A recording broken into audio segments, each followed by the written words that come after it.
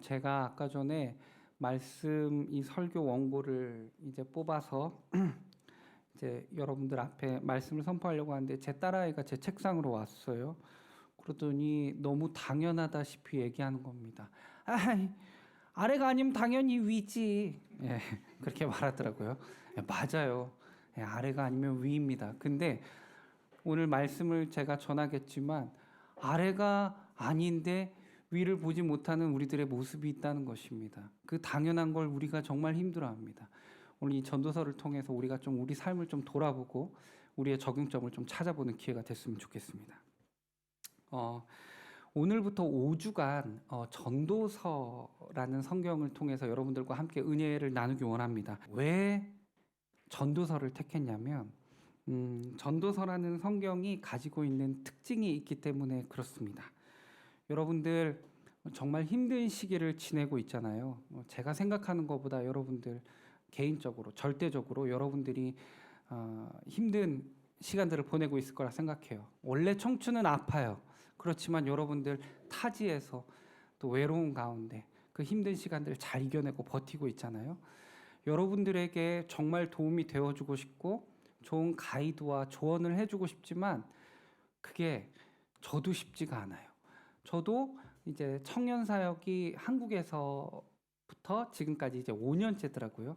그런데 시간이 지날수록 새롭다라는 생각을 할 때가 있어요.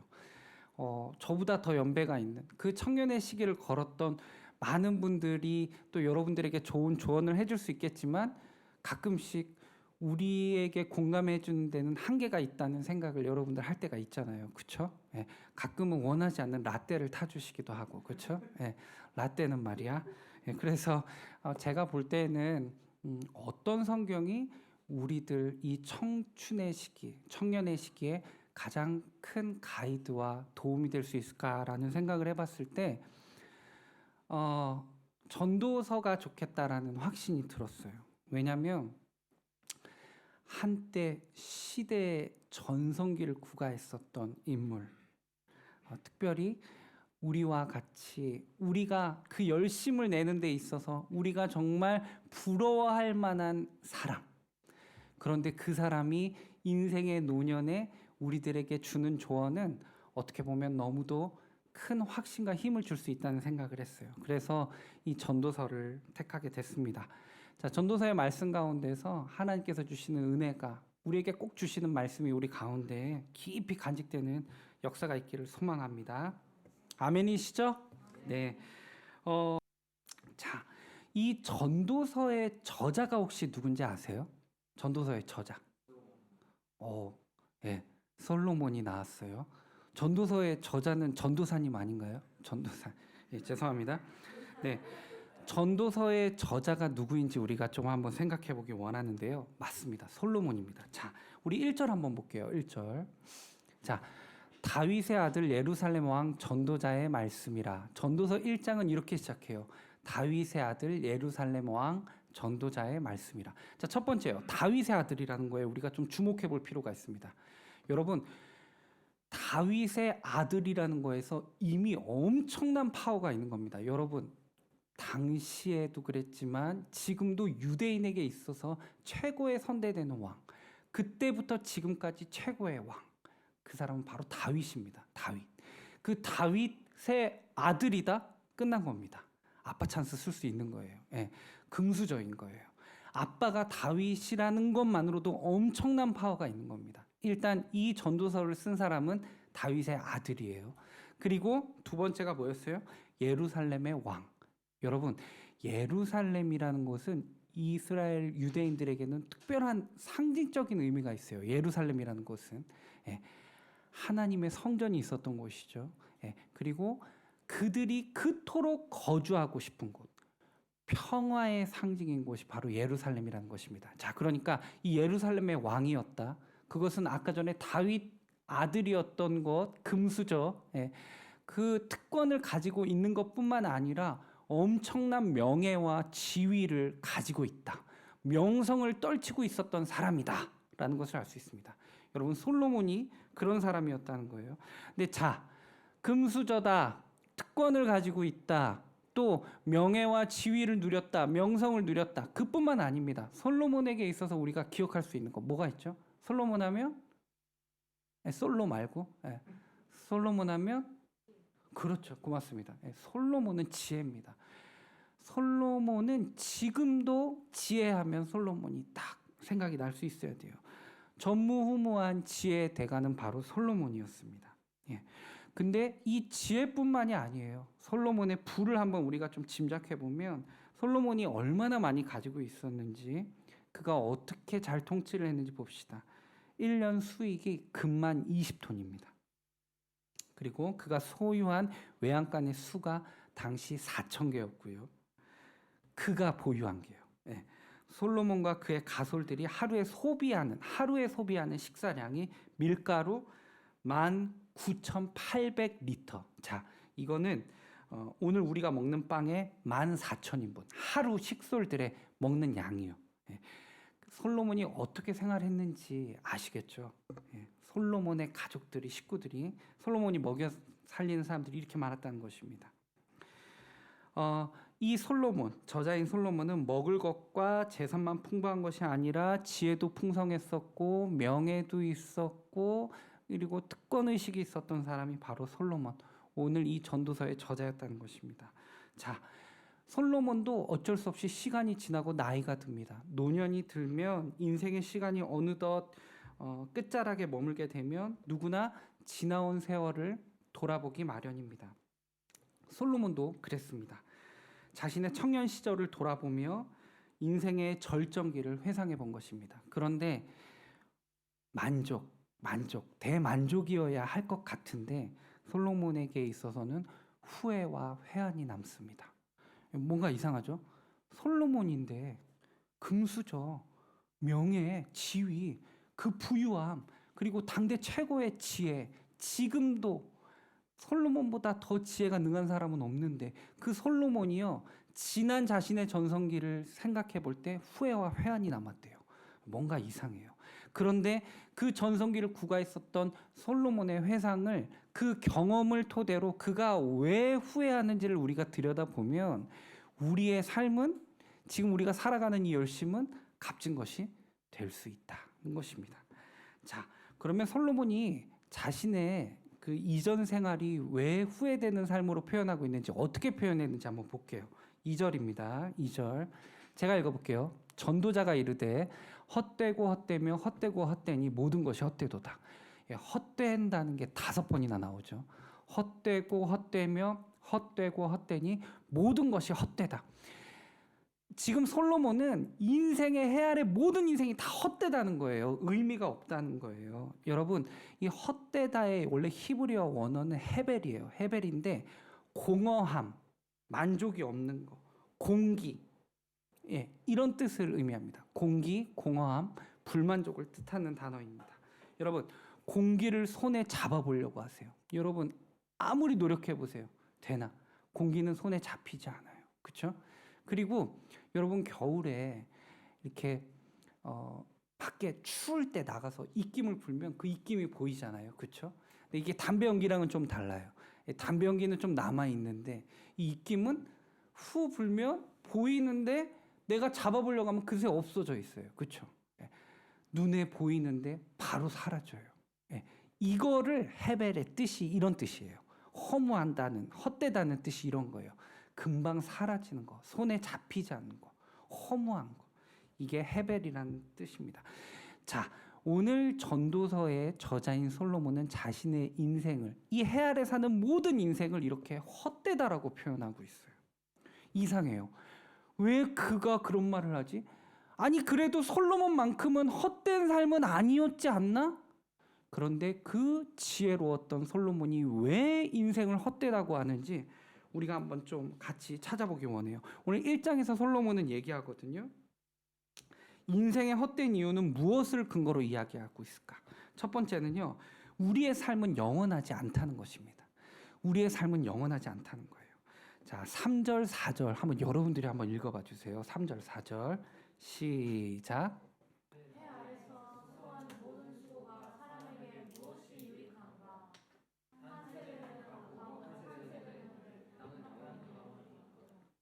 네, 그러니까 해 아래에서, 그러니까 이 세상에서 열심히 수고하는 것이 다 의미가 없다는 것입니다. 왜요? 어차피 한 세대는 가고 다음 세대가 온다는 것입니다. 그런데 이 땅은 영원하다. 그러니까 자, 이 땅을 우리 연극 무대로 한번 생각해 보자고요. 네, 연극 무대에 오른 주인공인 우리들의 삶은 거기에서 빛을 발하는 것 같지만 우리는 언젠가 퇴장하게 되어 있다는 것입니다. 우리는 언제나 그 무대 위에서 주인공으로 살 수 없다는 거예요. 우리는 내려가야 되고요. 또 다른 역할을 그 배역을 맡은 배우가 올라와서 그 무대의 주인공이 된다는 것입니다. 무한하지 않다는 거예요. 유한하다는 겁니다. 영원하지 않다는 것입니다.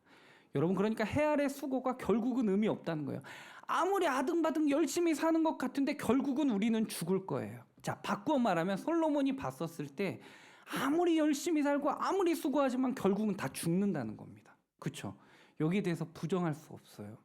예, 이미 하나님께로부터 단절된 우리들의 삶은 죽음을 맞이하게 됐습니다. 예, 그래서 육체적인 죽음, 한 번 죽는 것은 정해진 것이다라고 하죠. 예, 우리는 모두가 죽게 돼 있어요. 제가 단언컨대 여기에 있는 분들은 100년 뒤에 이 세상에 없습니다. 다음 세대가 이 땅에 있을 것입니다. 땅은 영원하지만 우리들은 영원하지 않다는 것입니다. 이거에 대해서 지금 솔로몬은 해 아래 수고가 유익한 게 없다. 헛되고 헛되다는 거예요. 그래봤자 죽는다는 겁니다. 솔로몬이 아무리 전성기를 구가하고 아무리 잘했어도 아무리 많았어도 솔로몬은 죽는다는 겁니다. 자기는 어차피 죽는다는 겁니다. 그렇죠. 여기에 대해서 우리가 부정할 수 없어요. 이게 참 허무해요. 저도 이 경험을 했어요. 예, 제가 직접적으로 경험한 건 아니고요. 제가 한국에서 우리 청년들과 함께 선교를 갔었을 때 필리핀에 선교를 갔었어요. 15명의 청년들과. 그래서 필리핀에서 사역을 해서 그 부부 선교사님들을 열심히 이렇게 사역에 동역하고 왔었는데 그 선교사님과 연락을 이렇게 종종 했었어요. 그래서 지난 2개월 전에도 너무 반갑게 서로 안부를 전하면서 서로 중보해주면서 기도 제목도 공유하면서 이렇게 연락을 했었고 그 두 선교사님이 며칠 뒤에 한국으로 들어갈 계획을 가졌다고. 좀 여기 필리핀이 위험해서 좀 한국에서 좀 시간을 더 보내다가 안정이 될 때 필리핀으로 오려고 한다고 얘기를 해주셨는데 2주 후에 두 분이 코로나에 걸리셔서 하늘나라로 가셨어요. 이게 너무 허무하더라고요. 물론 하나님께서 더 좋은 곳으로 우리 선교사님을 부르셨다는 것에 대해서는 전혀 의심의 여지가 없고 저는 인정해요. 예, 받아들이지만 허무한 건 어쩔 수 없었어요. 그 선교사님이랑 통화했던 게 그 목소리가 계속 제 귀에 이렇게 맴돌더라고요. 한국에 가서 또 가족들도 만나고 좀 있다가 오려고 하면서 일본에서의 제 기도 제목이 무엇인지를 그렇게 계속 물어보시고 기도해 주셨던 그 밝은 목소리의 선교사님이 생각이 나더라고요. 허무해요. 우리 인생의 앞길을 우리가 몰라요. 우리는 언제 이렇게 열심히 살고 잘하려고 하지만 결국은 죽는다는 겁니다. 자, 두 번째. 더 나아가서 솔로몬이 인생을 향해서 헛되다고 하는 이유는 무엇에 근거해서 얘기하는 걸까? 두 번째는 우리의 인생은 참 만족을 가질 수 없다는 겁니다. 예. 완전히 만족할 수 있는 만족함을 이 세상에서는 얻을 수 없다는 거예요. 예. 자, 같이 한번 7절, 8절 한번 같이 읽어볼게요. 7절, 8절 우리 한번 같이 읽어보죠. 시작. 모든 강물은 다 바다로 흐르되 바다를 채우지 못하며 강물은 어느 곳으로 흐르든지 그리로 연하여 흐르느니라. 8절이요. 네, 모든 만물이 피곤하다는 것을 사람이 말로 다 할 수는 없나니 눈은 보아도 족함이 없고 귀는 들어도 가득 차지 아니하도다. 아멘. 여러분, 이 세상의 대부분의 수분은 비를 통해 땅으로 내려오자마자 강을 통해 바다로 흘러갑니다. 물론 지금이야 댐이나 이제 이 물을 저장하는 탱크들이 있어서 여러 장치가 있어서 예전보다 많은 물을 이제 저장을 해놓기는 하지만 이 전체 물의 양에 비하면 이마저도 극히 일부에 지나지 않겠죠. 이 솔로몬 당시를 한번 생각해 본다면 거의 90% 이상이 땅에 내려온 물이 강을 통해서 그냥 바다로 다 유입됐을 것입니다. 그러면 우리가 생각할 때 바다는 과도하게 적정 보유량을 초과해서 넘쳐날 수도 있을 것 같지만 항상 바다는 넘쳐나는 일이 없다는 거예요. 자, 그것을 빗대서 해 아래 살아가는 사람이 그 무엇을 시도할지라도 완전한 성취, 충족한 삶, 참으로 의미 있는 삶을 사는 것은 불가능하다라고 이야기하는 것입니다. 그 만족함이 도대체가 채워지지 않는다는 것입니다. 그래서 솔로몬은 그렇게 자연 현상을 통해서 우리가 만족할 수 없다는 것을 비유를 통해서 설명을 하죠. 여러분 그런데 맞지 않나요? 우리의 삶이 만족하면서 살아요? 이제 만족했으니 더 이상 이제 원하는 건 없어. 여러분 우리 그렇게 살아갑니까? 우리는 여전히 갈증이 납니다. 그렇죠? 어떻게든 열심히 해야 되는 겁니다. 잘해야 되는 겁니다. 그래야 내가 만족할 수 있기 때문에 그렇습니다.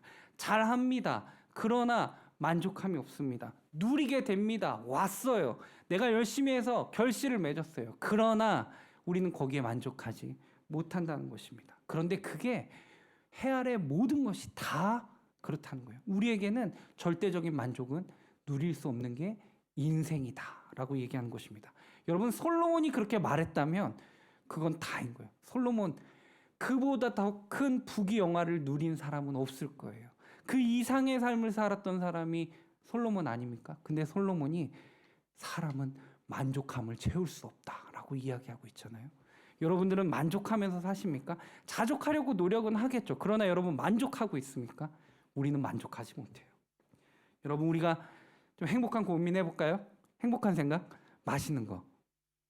저만 행복한가요? 네. 네, 맛집을 찾아갔단 말이에요. 네, 정말 맛있는 맛집. 행복한 상상 뭐를 상상해볼까? 찌개맨, 야스베 찌개맨. 너무 맛있잖아요. 네, 가서 먹는 거예요. 오모리로. 솔직하게 고백할게요. 얼마 전에 오모리 한번 먹어봤어요. 네. 맛있잖아요. 네, 자, 여러분 이제 더 이상 맛있는 거 먹고 싶지 않나요? 아니에요. 전 찌개맨으로 만족 못해요.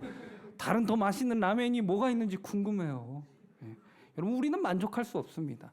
여러분 우리 형제님들 게임이요. 여러분 게임 몇 시간 해야 만족합니까? 여러분 어쩔 수 없이 끝내는 거죠. 네. 게임은 만족할 수 없습니다. 밤새도 할 수 있어요. 재밌잖아요. 내가 현실에서는 그런 능력이 어디서 나옵니까? 네. 근데 게임에서는 열심히 노력하는 만큼 얻을 수 있잖아요. 게임은 빠지면 절대 헤어나올 수 없습니다. 시간이 부족해요. 게임이 내 시간을 만족해 줄 수 없습니다. 결국 내가 넘어지는 것입니다. 여러분 너무 많이 있어요. 여러분들 삶 가운데 내가 정말 추구하고 싶은 거 이것만 있으면 더 이상 바랄 게 없겠어. 그게 주어졌어요. 여러분 만족할 수 있을 것 같죠? 우리는 그렇지 못하다는 겁니다. 그래서 인생이 참 허무하다는 거예요. 솔로몬은 그렇게 이야기하고 있는 것입니다. 여러분 실제로 이런 얘기 많이 들어요. 로또. 우리는 돈이 많았으면 좋겠잖아요. 이 로또의 특징이 뭡니까? 왜 복권 중에서 로또가 유명하죠? 1등이요. 우리가 열심히 일해도 벌 수 없는 돈을 한 번에 얻을 수 있기 때문에 그래요. 그렇죠? 한국에서도 실제로 로또 복권에 1등한 사람 중에서 100억 단위로 버는 사람들이 많이 있어요. 근데 이상한 법칙이 있어요. 그런 사람들이 좋은 저택에서 행복하게 그토록 원하던 그 행복한 부유한 삶을 살아야 되는 것 같은데 그 사람들이 구속돼요. 재산 다 탕진했어요. 그 몇백억이 다 없다고요. 어디 간 거예요? 그 돈으로 만족을 못하는 거예요. 그런 돈을 만지게 된 사람도 얻게 된 사람도 얼마나 꿈만 같았겠어요. 근데 만족을 못하는 겁니다. 만족을. 사람이 만족을 못한다는 걸 변증해 주는 거죠. 여러분 그래요. 해 아래는 만족함이 없다는 것입니다. 자, 솔로몬이 마지막으로 또 인생의 헛된 이유를 무엇으로 근거했냐면 모든 것이 새롭지 않다는 것입니다. 세 번째로 모든 것이 새롭지 않다는 거예요. 자, 9절 한번 읽어볼게요. 9절 우리 한번 같이 읽어보죠. 시작. 이미 있던 것이 후에 다시 있겠고 이미 한 일을 후에 다시 할지라. 해 아래는 새 것이 없나니. 아멘. 여러분, 솔로몬은 세상에서 이루어지는 일을 통해서 인생의 절대적 허물하는 문제를 해결할 그 새로운 것은 없다. 그 허물을 해결할 수 있는 그 새로운 것은 이 세상에 없다라고 단언을 합니다. 분명 이 말에 여기 몇 분들은 마음속으로 이렇게 좀 부정하는 사람이 있을지도 몰라요. 왜 이 세상에 새로운 게 없지? 솔로몬 이후에도 새로운 게 얼마나 많았는데 라고 생각할 수도 있어요. 그렇죠? 물론 오늘날 시대에는 엄청난 발전을 이룬 게 사실이기는 합니다. PC, 스마트폰, 그리고 TV, 이제 사람이 없어도 움직이는 로봇화, 자동 시스템들이 생기고요. 이제는 운전도 사람이 하지 않고 주차도 컴퓨터가 해주는 시대가 됐습니다. 머지않아 자동차가 날아다니는 자동차를 타는 시대도 분명히 올 거예요. 세상은 계속해서 새로운 것이 나옵니다. 자, 그 새로운 것이 인간의 궁극적인 갈증을 해결해 줄 수 있을까? 새로운 것이 없다는 것입니다. 그 새로운 것도 후에는 헛 것이 된다는 것입니다. 그리고 잘 보면 지금 우리가 새롭다는 것도 다 거기서 거기고 있었던 거라는 것입니다. 여러분, 이 새로움 등으로 인해서 사람들이 참된 만족을 느끼고 완전한 평안과 기쁨을 누리고 살아갈 수 있는 것은 불가능합니다. 절대 불가능하다는 것입니다. 자, 우리 청년들 보세요. 바지통의 그 바지통의 그 너비를 보세요. 시대가 지나면 그게 갑자기 이게 좁아지기도 합니다. 그리고 타이트한 그 진이 이제 인기가 있어지기도 하지만 또 어쩔 때는 이제 나팔 바지가 얼마나 옛날 우리 흑백 TV에서 보던 그 나팔 바지가 또 한 시대를 다시 복고풍이라고 막 이렇게 인기가 있기도 하죠. 여러분, 예전에 힙합 입어보셨습니까? 전 힙합 바지를 입었던 적이 있습니다. 그거 옛날 할렘가 죄수들이 입던 거잖아요. 예전에 죄수들이. 근데 그게 유행이라고 멋있다고 입었던 시대가 있고, 유행은 돌고 도는 것이죠. 새로운 것은 없다는 것입니다. 여러분, 아이폰 13이 나왔죠. 혹시 아이폰 13인 분 있으세요? 부럽네요. 네. 그런데요, 여러분, 새로운 것이 나왔어요. 이제 우리는 14을 기다리게 됩니다. 네. 그리고 언젠가 그게 헌거가 될 거예요. 그렇다는 겁니다. 새로운 것이 없다는 것. 해 아래 새로운 것이 없다는 것입니다. 그거 다 허무하다는 것입니다. 그 새로운 것이 언젠가 헌 것이 되는 것이라고 이야기하고 있는 것입니다. 여러분, 새로운 것이 우리를 행복하게 해주는 것 같지만 잘 생각해 보세요. 이 새로운 것들이 많아졌을 때 우리들 안에 불안과 두려움과 수많은 마음의 병들도 같이 찾아왔습니다. 문명이 발달했는데 그럼 우리는 행복해지고 더 이상 바랄 게 없으면 좋을 것 같은데 문명이 발달했지만 더 병들어졌고 더 많이 아파진 거는 어떻게 설명할 수 있을까요? 새로운 것도 결국 참 허무한 것이라고 말할 수 있는 것입니다. 자, 본문 마지막 11절 한번 읽어볼게요. 11절 같이 읽어보죠. 시작.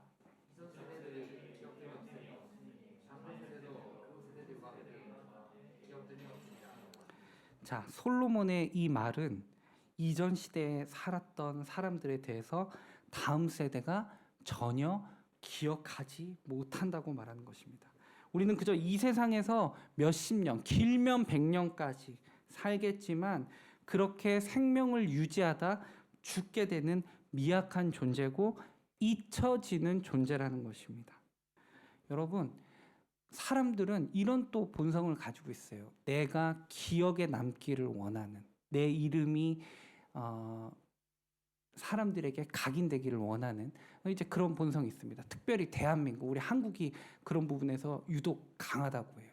전 세계의 유명한 명소 관광지에 꼭 낙서가 돼 있는데 이 나라 언어가 어떤 나라 언어인가 보면 이게 한국어인 경우가 상당히 많대요.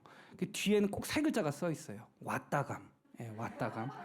예, 이 참 창피한 고백이에요. 근데 이거는 그냥 한 예고요. 모든 사람들은 자신의 이름이 명성이 남기를 원하지만 이거 진짜 허무하다는 겁니다. 왜냐면요, 누구나 다 잊혀지기 마련이라는 것입니다. 여러분 혹시 서태지 아세요? 서태지? 예, 그렇죠. 예, 서태진 감사합니다. 우리 같은 세대입니다. 예, 같은 세대요. 예, 아니라고 하지 마. 예, 서태지. 예, 나막 이렇게 랩하는 거 있어요. 죄송해요. 예, 막 이렇게 랩해요. 막 이 사람이 무슨 말인지 못 알아듣겠어요. 가사를 봐야지 알아요. 근데 그 랩을 듣고 가출했던 수백 명이 집에 돌아오는 역사가 일어나요. 대단하죠. 그게 막 9시 뉴스에 나오는 거예요. 서태지의 노래를 듣고 가출한 소년들이 집으로 돌아오고 있다는 거예요. 여러분, 가요 대통령이었습니다. 서태지. 근데요, 지금 어린 친구들은요, 여러분들보다 더 젊은 친구들은 서태지 몰라요. BTS를 알지. 잊혀지는 겁니다. 다 잊혀지기 마련이라는 겁니다. 11절. 이전 세대들이 기억됨이 없으니 장래 세대도 그 세대들과 함께 기억됨이 없으리라. 다 잊혀지는 거예요. 아등바등 살고 아주 열심히 살아서 유명했는데요, 아무도 기억 못해요. 시간이 지나면 다 부질없다는 것입니다. 여러분, 제가 오늘 계속해서 다 부질없다, 이게 왠지 염세주의로 갈 것 같은데요. 그럼 인생 뭐하러 살아? 그걸 이야기하는 것이 아닙니다. 자, 이 전도서가 중간에 끝나버리면 아주 위험해요. 그러나 전도서가 이야기하고자 하는 바는 그게 아닙니다. 해 아래 모든 것이 무익하고 헛되고 헛되며 헛되고 헛되니 모든 것이 헛되지만, 해 아래에는 선한 게 없지만 해 위에는 선한 것이 있다는 것입니다. 아래는 없지만 위에 가치가 있는 것이 있다는 것입니다. 결국은 그 이야기를 하기 위해서 계속해서 헛되고 헛됨을 전도서는 강조하고 있는 것입니다. 세상에는 없다는 거예요. 그 전도서를 썼던 당대에도 후대에도 이보다 더 지혜로울 수 없을 것 같은 솔로몬의 지혜의 솔로몬댐은 이것을 발견한 거예요. 이 세상은 헛되다. 해 아래 선한 것이 없다. 허무하다. 그러나 내가 살아보고 깨달으니 해 위에 가치 있는 것이 있다. 이게 전도서입니다. 여러분, 우리가 오늘 이렇게 이제 나눴지만 이제 오늘부로 이제 계속해서 전도서를 나가겠지만, 여러분 그 사실을 잊지 마십시오. 이 세상에서의 우리가 열심히 살지 말라는 이야기가 아니에요. 여러분, 열심히 살아야죠. 근데 목적 없이 열심히 살면 그거 참 허무하다는 겁니다. 열심히 살려고 하는데 열심히 살다가 죽는 겁니다. 허무하잖아요. 근데 목적을 분명히 할 때 우리의 열심이 빛날 수 있다는 거예요. 하나님, 그 하늘나라의 진정한 가치를 두고 믿음의 눈을 바라보며 열심을 내는 그 모습은 진정 가치가 있다는 것입니다. 똑같은 열심이지만 다르다는 거예요. 엄청 파워풀해요. 그리고 우리가 할 수 없을 것 같이 너무도 힘들게만 느껴졌던 사명을 이룰 수 있게 되는 것입니다. 그게 전도서가 이야기하는, 솔로몬이 강조하는 가치예요. 가치. 세상은 절대 헛되지 않습니다. 여러분, 이 세상에 하나님이 여러분을 보내셨어요. 우리를 택하셨어요. 그냥 헛된 세상에서 살다가 죽고 그냥 와라, 이게 아니에요. 이 세상에서 살아갈 때 우리의 이 열심이 아래서 찾을 수 없지만 위에서 찾고 그 위를 바라보며 열심을 낸다면 이거 진정 가치 있는 삶이 될 수 있다는 것입니다. 여러분, 이제 우리가 아래를 보지 맙시다. 위를 봅시다. 아래에는 없지만 위에는 있습니다. 아멘이시죠? 예. 여러분, 제가 알아요. 여러분들이 그 누구보다 열심히 살고 있다는 거. 특별히 우리 동경지구촌교회 청년부 여러분, 타지에서 외로움을 이겨내고 열심히 꿋꿋이 버텨내는 여러분들의 모습이 너무 아름답고 도전이 되고 응원하고 싶습니다. 그런데 우리 이거 기억해야 돼요. 그 열심의 목적이 무엇인지 분명히 합시다. 세상의 목적을 두고 열심히 뛴다면 지칠 수밖에 없고 여러분들 만족할 수 없어요. 우리 이제 위를 바라봅시다. 기도하겠습니다.